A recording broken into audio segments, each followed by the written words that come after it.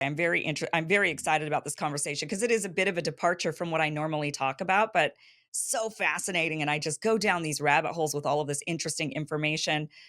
You've covered some really fascinating subjects. You've been on Joe Rogan a couple of times talking about these things, talking Yeah. about the lost city of Atlantis, talking Right. about the ancient pyramids. That's really fascinating. We still don't know about those pyramids, do we? Do we know how they were built? No. So this is one of the most interesting things is that it is a fact that we have absolutely no idea how the Egyptians constructed the pyramids. They left us with no description of any kind whatsoever for how they moved, lifted, and stacked stones that weigh 80 plus tons over 500 miles and then lifted and stacked them over 300 feet above the ground. I will say that some people will say that there was a something called the Diary of Mer was this document, this 4,500-year-old papyrus that was found in Egypt that describes that some limestone blocks were brought on a boat like 8 miles.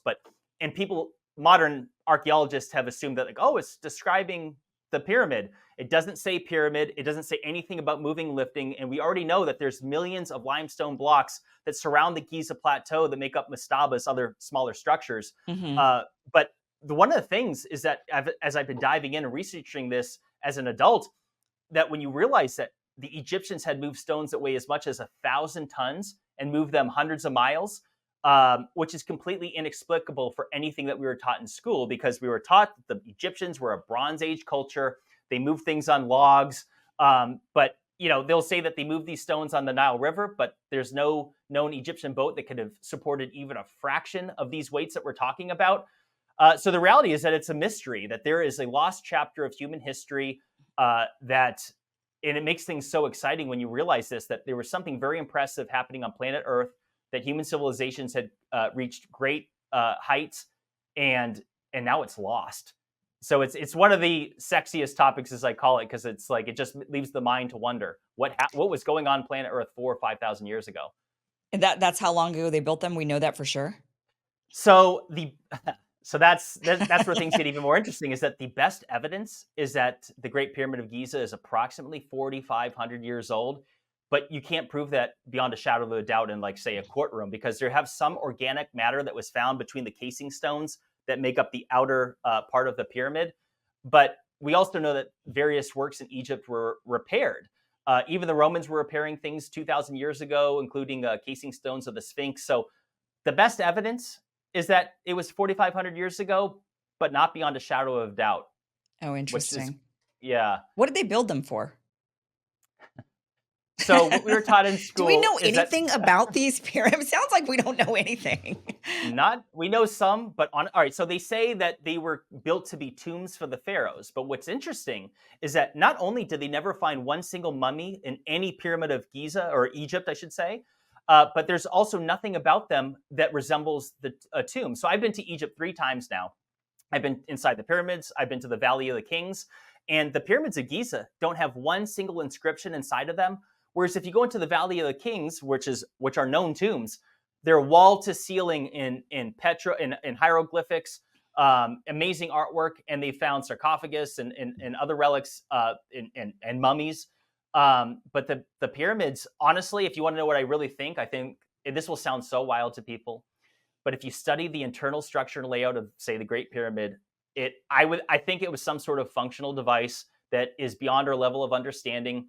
So I don't know what they were, but when you go in them and you look at it, it's so bizarre that it makes you think that perhaps they were utilized for developing energy of some kind. This gets down some really crazy rabbit holes, and I will just emphasize, I don't know what they were for, but there's no evidence to suggest that they were actually built to be tombs for the pharaohs. That is something. Let me just say this: the theory that they were built to be tombs for the pharaohs doesn't even come from the Egyptians. It wasn't until outsiders came in the mid and later part of the 1800s from Germany, France, and England that created this narrative. Mm. The Egyptians themselves, and I'm even surprised to have seen this firsthand by talking with people that live there, that a lot of people in the local populace around Giza don't actually think that they were built to be tombs for the pharaohs either. There was the Cometians that existed before the dynastic Egyptians, and that's who many people think had done them long before the Egyptians were there. That the Egyptians had essentially found them and claimed them for their own. Hmm. Um, yeah, So that's possible. So they could have been there for a long time, and then the Egyptians were like, "Oh, here's some interesting structures. I guess we could do something with them." And but I mean, then they they would know have that had to open them up, well, or like there was already openings, they and then weren't. They weren't. They didn't break into them until the latter part of the 1800s, or mid or early 1800s, I should say. But I will say that, like for example, with the Great Sphinx, there's significant scientific evidence that there's vast water erosion around its enclosure. And what's significant about that is that they say the Great Sphinx is probably around 4,200 years ago. Yet the last time the Nile Delta region had significant rainfall was like 9,000 years ago, so double the age. And the Sphinx's face has been recarved. That's the consensus through modern academics and archaeologists. And you can see it. Like the Sphinx's face is relatively new, whereas the body is incredibly eroded. So it's suggestive evidence that it was created far earlier in time and that people came and some narcissistic egomaniac pharaoh put his own face on it. Maybe. Right, or maybe even carved the entire structure. Like, maybe it Mhm. was a different structure that was already there, and he thought, "Oh, like, if this would be great, I can, carve this whole new thing into it." Is that possible? What they say is that it was probably a lion, and that they had shaped it into like this hybrid human, arguably a lion. Some people think it was an Anubis, which is a dog. I really don't know. It to me, I think it was probably a lion, but I don't know. And people say this because they think that the Egyptians worshipped various star systems, and that Leo the lion is where the Sphinx faces east, and that at that period of time, that's where the cosmos were oriented. That's the reason why they think that. Huh. But I don't know. When I look at the stars, I don't see Leo the lion. I only think I see it because someone told me I should see it. When I look at the stars, I don't know. When it comes to constellations, those are a wild one for me, because they're supposed to. Let's be real. The stars are supposed to be changing throughout the galaxy, constantly moving apart, but yet they're supposed to have been the same for the last several thousand years. Look, I'm not an astrophysicist, but it kind of just makes me think that maybe not everyone knows as much as they think they do Well, I about think these yeah, things. that is I think that's I'm sure thousands of years from now, they're gonna look back at our society and be like, "You know what they used to think?" Yeah, yeah, And yeah. then they're gonna have a whole laundry list of Well, things we used to think, yeah, they and used to think do. CO2 was bad, Right, or the poison, very bad, Kim, very bad. Okay, well, we're gonna get into that, but I just wanna ask you about these pyramids. Do you Yeah, think the aliens built them? That's what so there's theories about that because we don't know, the structures are magnificent, no clue how they built them, no clue how they were able to, like you said, car carry around these humongous stones that were just that right. we can't even carry anything like that today. We still don't have tech to do that Well, today. so just to clarify, we can move stones that exceed the weight of anything the Egyptians did. But when you see that what it takes for us to do it, it's actually mind-boggling. And I'll show you some slides today if you'd like to see, so people can wrap their head around it. Yeah, But sure. just to clarify, the the largest stones inside the Great Pyramid make up the internal structure of the so-called King's Chamber and so-called Grand Gallery. They're rose granite. They originate from 500 miles away from the Aswan Quarry, and they were moved 80-ton stones 500 miles and then lifted and stacked over 300 feet above the ground. Of course, the Egyptians, the dynastic Egyptians that we're taught about in school, could definitely move stones. But when we start talking about the Ramesseum statue down in Luxor that weighs 1,000 tons, that was moved hundreds of miles, that far exceeds some. I mean, I could show you slides right now if you want. Sure. If you click on slide one on my Okay. tab to the right, the next slideshow actually, not this one, the other one. Oh, sorry. No Okay. worries.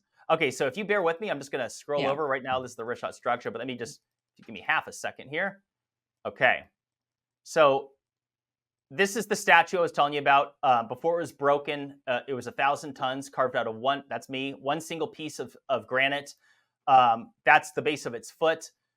What broke Wow. this statue is a true mystery. But what we do know is that it was originated from a quarry 150 miles away. By the way, I'm citing the University of Chicago, which is quite prestigious. You can see here the distances. That's a more of an aerial shot to show what's left of it. Mhm. Um, but so right here, what you're looking at, actually, let me skip over that because I'll come back to that. So in modern times, there was a 340-ton stone, so approximately one third of the weight of this statue. Mhm. Back in 2012, the Los Angeles County Museum of Art moved this stone. It was called the largest operation of its kind since the Egyptians built the pyramids. And to do so, they had to custom build this 296-foot long truck that had nearly 200 semi truck wheels. It was 44 axles, and they had to custom build it around the stone. And it took 9 days or 10 days, excuse me, to move this stone a little over 100 miles. So when you scroll back, this is what it took for us to move something that was a third of the weight. So the Wow. question, how did the Egyptians do it with primitive methods? And when you Right. look at this dozer here, which is the largest, most capable, heaviest haul truck in the existence of mankind, has a rating of 496 tons. So literally half the weight of this statue. I mean, the tires themselves are the same height of a large African bull elephant.